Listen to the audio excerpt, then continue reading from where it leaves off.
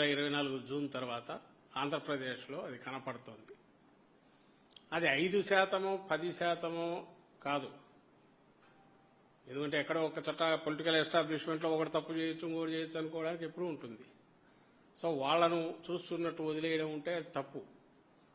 దాని మీద యాక్షన్ తీసుకోగలిగితే ఇంకోటి చేయకుండా, అలాంటి చేయకుండా అనేది జగన్మోహన్ రెడ్డి గారి హయాంలో ఎట్లయితే చేశారో అలాంటి స్ట్రింజెంట్ యాక్షన్ తీసుకుని చెక్ పెట్టడం అంటే అది ఐడియల్.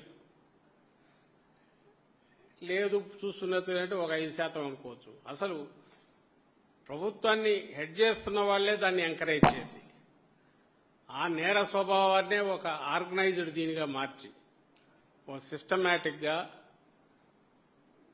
బ్యూరోక్రాట్స్లో కూడా అలాంటి వాళ్లను దగ్గరికి తీసి కాని వాళ్లను మెడలు వంచి రాని వాళ్లను లేదా దూరం పెట్టి ఇంకా ఈ 4 ఏళ్లు మాకు గత్యంతరం లేదు అనుకుని వాళ్ళు కూడా దాడిలో పడడము, చూస్తున్నట్టు వదలడము చేసే రకంగా చేస్తూ ఈ సంవత్సరంలో ఏం చేశారంటే దీన్ని పర్పెచ్యుయేట్ చేశారు. ఈ సబ్వర్షన్ ఆఫ్ సిస్టమ్ మొత్తం వ్యవస్థలను తమకు అనుకూలంగా, తమ నేర స్వభావానికి అనుకూలంగా తాము చేసే తప్పులన్నిటికీ ఇది ప్రొటెక్ట్ చేసేదిగా.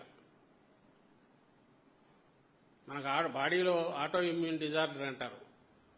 ఏదైతే సిస్టమ్ ఇమ్యూనిటీ మనం ప్రొటెక్ట్ చేయాల్సిందే ఒక్కొక్కసారి వేరే రకంగా అలర్ట్ అయ్యి మన బాడీలో దీన్నే దెబ్బ కొడుతుంది. మన ఆర్గాన్స్ని కానీ, మన సెల్స్ని కానీ, హెల్దీ సెల్స్ని కానీ. ఇది ఫిజికల్గా బాడీలో ఉండేది.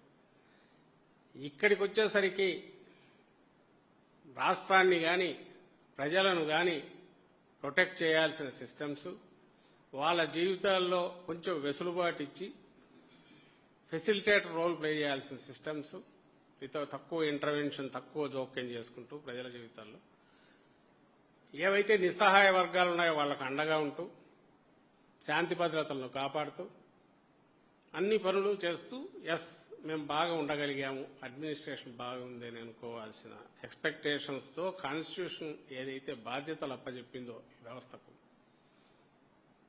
దాన్ని అది అలాగే ఉంటుంది. డొల్ల కరిమింగిన వెలగపండు అంటారు. పండు అలా అది ఉంది, బయట లోపల పోయింది, లోపల మొత్తం పోయింది.